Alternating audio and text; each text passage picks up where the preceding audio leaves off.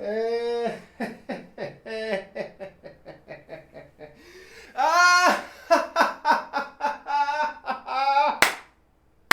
Woo! Oh, now that's a good one. It's a good one. Hello everyone, hope you're all having a wonderful day. So Grinding Gear Games just gave every Monk enjoyer an early Christmas present with yesterday's big PoE2 update by making some crucial changes to some mid-performing abilities that the Monk does have in its toolkit to try and bring them on par with how every other skill is performing with Monk. But arguably the biggest change in the patch notes was the update to Combat Frenzy and how often it can generate frenzy charges. Before, Combat Frenzy would only be able to generate one frenzy charge every 6 to 7 seconds. Now it has been changed to generate a frenzy charge every 2 to 3 seconds. Which is a massive 50 to 60% off, baby. Damn, these Christmas savings are amazing. So Monks just copped a pretty juicy buff in the most recent update. So if you're one of the Monks that were using that Combat Frenzy setup, you are now going to be able to generate frenzy charges more frequently and more consistently than ever before. Which, if you ask me, is bloody fantastic. So before this patch, I did like Combat Frenzy, but that 6 to 7 second cooldown time was a massive kick in the balls, let's be honest. It was still good, but it did really limit the amount of frenzy charges you were able to generate. So now with a maxed out skill gem of Combat Frenzy, you're able to generate frenzy charges every 1.5 seconds. So that means when your Combat Frenzy is maxed out at level 20, you're able to generate frenzy charges 4 times faster than we did before, which is friggin' bananas. So I have been using a Falling Thunder Ice Strike Monk build that's been carrying me through a lot of the mapping section, and I wanted to show off just how good this update was for this build and probably a lot of other Monk builds across the board. Now this is my build. I Frankensteined an Ice Strike build over on Mobalytics, so I would like to shout out Ben, just Ben,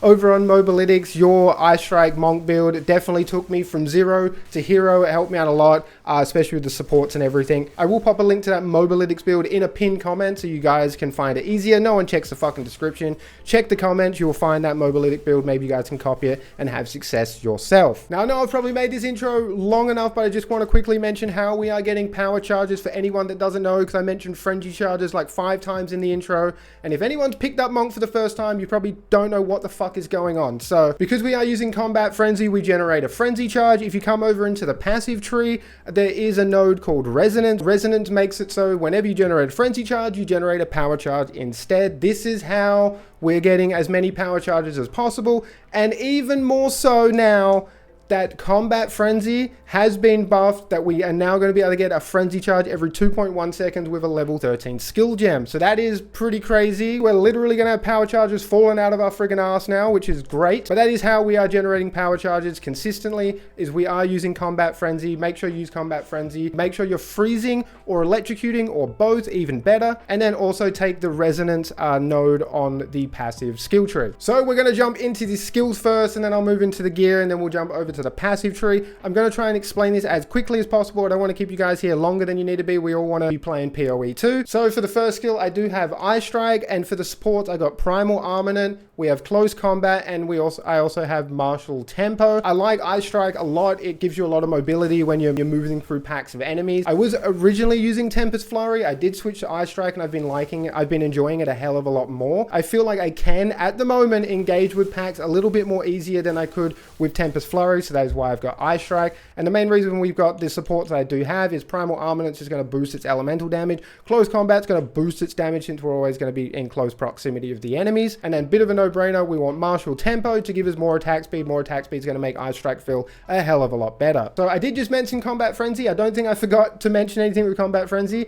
but we are running this. This is a hell of a lot better after this update. Holy shit. Before, only being able to generate a certain amount of frenzy charges every 6 seconds it was good, but if you wanted to use Falling Thunder, I felt like it just didn't flow as well as if you were to just use Ice Strike and Charge Staff. So now that we're able to get more frenzy charges every 2.1 seconds, as you get high skill gems for Combat Frenzy, that cooldown will get lower all the way to 1.5 seconds, which is really, really good. So for me now, I feel like Falling Thunder works a hell of a lot better. It's able to generate a lot more power charges for ourselves to keep redumping Falling Thunder. I do have Profusion here. This is just so we have a 50% chance to grant additional charges. This is going to be very nice. Since we're able to proc Combat Frenzy more consistently, we're able to have 50% chance to get even more charges now. Bit of a no-brainer. I'm using Charge Staff. Charge Staff is arguably one of the best monk skills it has in its toolkit. I've got Persistence, which is going to give us more skill duration. I don't think you really need Persistence, especially mapping, because you're always constantly running into packs of enemies.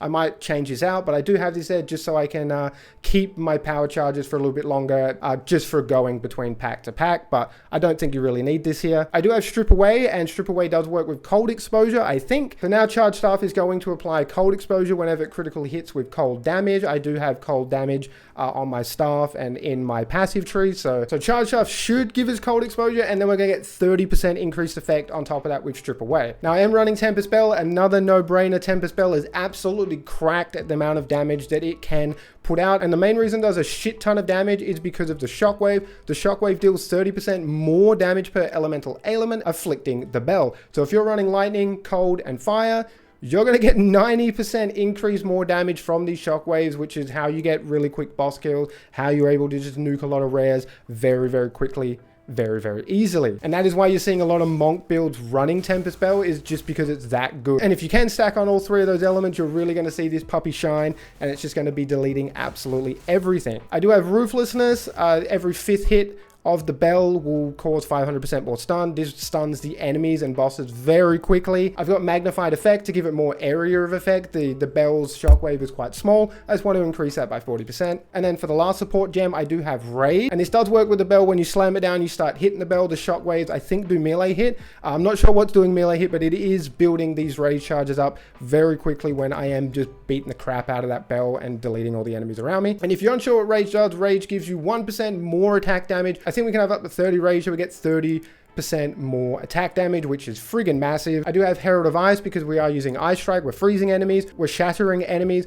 Herald of Ice is going to kick in and give us even more damage. And I've got Innovate here, which is going to give 35% of our damage as lightning damage when we kill a shocked enemy. We have pretty high chance of that happening, especially using Falling Thunder. And then we have Elemental Focus, which is just going to increase the damage of Herald of Ice by 25%. It can no longer afflict elemental ailments, but that's okay. Ice Strike is the main way that we are pretty much freezing enemies, along with Hand of Kyola. I think Hand of Kyola is goated. I really enjoy this ability. Being able to apply curses on hit, I think it's very strong, especially given how strong Freezing Mark is, that it does those ice novas when you kill the enemies. This is going to help you freeze enemies faster, and you pair that up with Hypothermia. This is also going to help you freeze enemies faster because it lowers their cold resistance. I think that's how it works. So I love Hand of Kyola. I know there's probably a lot of people that don't, because it does put you in the shit. You're dashing into a pack of enemies.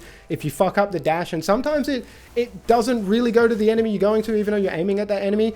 So that can be annoying, and then you're in a real bad spot, and you know, in high level mapping, that's game over. So I can understand why people aren't using Hand of Kyola, but if you can get the hang of it and you're a little bit careful with it, it is super effective. It just helps you delete packs of enemies even faster. And I do have the support Hex Bloom.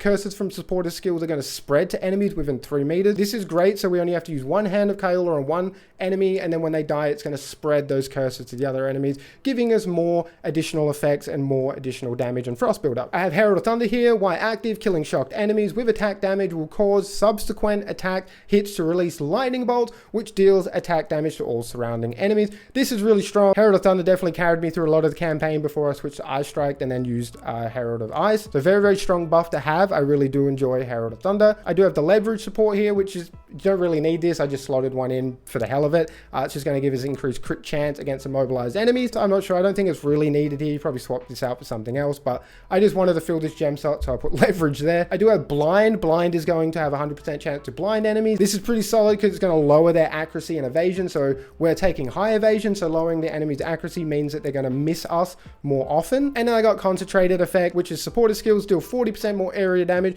but they have 50% less area of effect. And then the main star of the show, my main screen clearing ability, is Falling Thunder. I absolutely fucking love Falling Thunder. It's so satisfying to send out all those fissures that just electrocute and freeze and just delete everything in its way. It seriously carried me through a lot of the game, being able to have that kind of screen wiping ability in my toolkit. I've kitted it out with Perpetual Charge, so we have a 35% chance to not consume charges. This is how we're able to just keep dumping Falling Thunder into big packs of enemies and just wipe them out instantly. We have Coursing Current.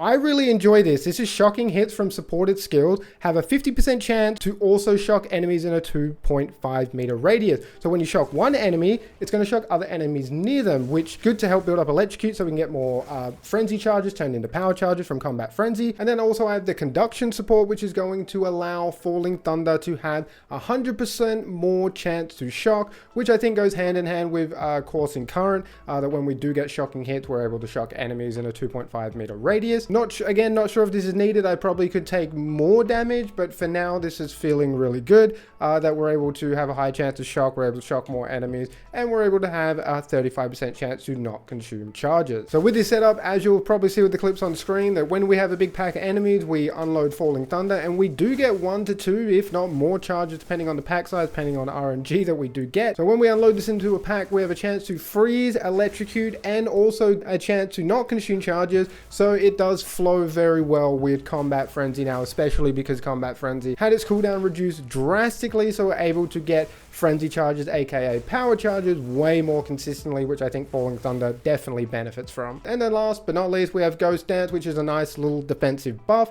We do get 4 charges of Ghost Dance, and then when we get hit, it consumes a charge to replenish some of our energy shield based on our evasion. I did kit this out with the Clarity support. Clarity is going to give us a 30% increased mana regeneration rate while our supporter skill is active. This regenerates on its own, so it's very easy to just have this active. So I thought this was the best candidate to have Clarity, since we do have this pretty consistently. So now we're going to move on over to my gear. I'm not going to sit here and talk about it too much because my gear is absolutely fucking dog shit. I'm only just slowly starting to build up more damage, more defenses now that I am going into mapping, and RNG is being kind to me. Before it was not being very kind to me. Now we're actually getting a little luckier. We're getting the drops we need, and we can actually start building the build we want. But for now, my gear is no good, but I will still go over it so you can see what I am using up to this point. And to give you guys a reference, I am clearing through T6 and T7 pretty consistently, even though my resistances really aren't up to code. Now for my weapon, I do have a very solid rolled weapon here. I got very lucky with the +4 level to all melee skills. This is fucking insane, giving us an exponential amount of damage just from this modifier. I do have cold damage on here, which is good. We're able to apply cold damage with all our abilities, which you kind of do need, I think, if you are going the cold exposure and strip away route with charged staff. If this doesn't work the way I think it does, please let me know and I will take this out. But because I am doing cold damage, I think we're able to apply that cold exposure and we're able to get 30% more increased effect of that exposure. Now I did just come off a lightning build. I was using Tempest Flurry, so that's why I've got 2 lightning damage runes here. I was trying to boost my lightning damage, which this isn't still bad for the setup I am using, but it would have been nice to have cold damage in there, but it's okay. We'll work with it. For the helmet, this is my helmet. I've gone with evasion and energy shield. I feel like this is the best way to go when building out your monk. I think is you want a lot of evasion and you probably want a decent amount of energy shield, but evasion I think is the main thing you want to focus on. The other main thing you want to focus on is make sure your bits of gear roll with resistances. You need resistances. You can get by with minimal resistances. Definitely when you're pushing to high level mapping, you're gonna need resistances if you don't want to just get one tapped out of existence and then you just lose that map piece and you have to start again. I think if you're a good enough player, you could probably get around with not having capped out resistances, but yeah, I think moving forward and pushing high content, you're definitely gonna want to cap out on those resistances. This is my body plate. I've got a lot of evasion. The main reason to have evasion is because it's this tasty node in our ascendancy tree, which is where we gain 1 spirit for every 15 evasion on equipped body armor. If you can get a good evasion and energy shield roll, this will definitely go a little bit further with the spirit gain that you'll get from it. But for now, we are getting a sizable chunk of spirit, which is allowing us to have 4 buffs. So that is how we're able to get so much spirit, to have the 4 buffs that we do currently have on. Again, more resistances. Gotta have those resistances, guys. These are my gloves. They're not very good. The best thing I have seen that you can get on gloves is attack speed. If you can get one with high attack speed and resistances, that is probably a win-win. I don't think there's too much else to talk about, so I will just quickly scan over everything that I am taking. Here are my boots. Again, more evasion rating, more resistances. I've got chaos resistant ring here just for the resistances. Again, the intelligence is kind of nice. This is my amulet, loads of dex, more spirit, A bit of resistances, +2 to all spell levels. Don't really need this. It would be nice if it was something else, but it's still handy. My belt, again, going for more resistances. And then this is my other ring, which I've just gotten, which I do need to build out, but again, going for resistances. So now we'll jump over to the passive tree. I'm not going to go over the passive tree in detail. This is very similar to how a lot of other Monk build creators are setting up their passive tree. I will mention a lot of the things that I did learn that I wasn't taking, that once I did take, they further improved my build and further improved my survivability. One of the first tips I can give that helped me out massively is you got to take evasion, baby. Take evasion. Evasion is going to keep you alive. Well, at least it did for me. I didn't take that much evasion. As soon as I, respec into more evasion, I felt much more defensive. I felt a little bit more tanky. I wasn't getting stun locked as much by just basic fucking white enemies. So evasion seems to be the way you want to go if you want to be a little bit more defensive. Again, I could be wrong about that, but I didn't take that much evasion. As soon as I spec'd into more of it, I got a lot more confident going through packs knowing that I wasn't going to get blasted into the friggin' Shadow Realm. And one kind of like cluster I wasn't taking was Echoing Frost and Echoing Thunder. I was trying to make up elemental damage and frost damage elsewhere. I completely didn't realize that this gives you 30% increased elemental damage if you shock or chill an enemy, vice versa. So if you're doing both of these, you're getting 60% increased elemental damage, which is much more elemental damage than I was just trying to take via single nodes going out to a bigger node. So that is one thing that also I didn't realize, that as soon as I retook points out and put it in to this cluster of elemental damage over here, this further improved my Monk build drastically as well. And then the biggest tip, I think a lot of people give this tip, is when you're building out your Monk on the passive skill tree, get over to the quarterstaff section as quickly as possible. This section is insane for Monk, and it is going to further elevate your gameplay. It's going to make you much more tankier and give you much more damage. Getting all these attack speed and then having knockback when you crit enemies feels really good. It stops you from getting swarmed by packs, really quick mobs, more often. And obviously having the increased attack speed goes a very long way as well, helping you further improve your DPS because you do attack even quicker. Now, most people don't take one with the Storm. The main reason I'm taking one with the Storm is because our quarterstaff skills that consume power charges count as consuming additional power charges. I wish it would state how many additional you get, or if it's just random. Like if you have 2, you have a chance to get roll 3, 4, 5, or 6.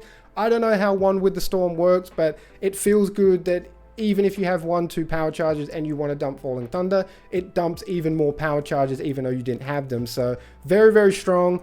Especially when you pair it up with Overflowing Power, giving you 2 more additional power charges. Not sure how one with the Storm works. It's working for me now, but if I don't need this, please let me know. Maybe it doesn't work the way I think it works. But for now, it works really well with Falling Thunder, so that's why I have chosen to take one with the Storm, but I'm not sure if you do actually need this. And then just quickly going over the Ascendancy tree, I did go for Chill Effect, and then I Am the Blizzard first. This was my first Ascendancy points I put in. Obviously, I went the Shockwave because I was using a lightning build, but now I've changed ice. I would say this would be the first ascendancy points you would want to put in, giving you more cold damage and freeze potential. And then if you want even more spirit, so you can put on even more buffs, which I think does feel really good with Monk, you're going to want Lead Me Through Grace. So that's basically it for the video. Hopefully this video did help you guys out. I've been having a lot of fun with this setup, and it got even better now that Combat Frenzy had its cooldown reduced. You're able to generate frenzy charges, aka power charges, insanely quick and very effectively, to the point where you're just always having charges. You can always have charge stuff up with probably max charges consistently, and now you are able to drop Falling Thunder much more consistently as well. Now I am kind of new to PoE, so if I'm getting any information wrong in this video, I do apologize. Let me know, roast me down in the comment section. Let this fucking idiot know that he got some shit wrong, so I can further improve my content for you guys. I don't like getting shit wrong, but hey, we all got to start from somewhere. So are you using a similar setup? Are you using something different? Let me know in the comment section below. Appreciate all the love and support as always, guys, and until next time, stay safe. Peace out.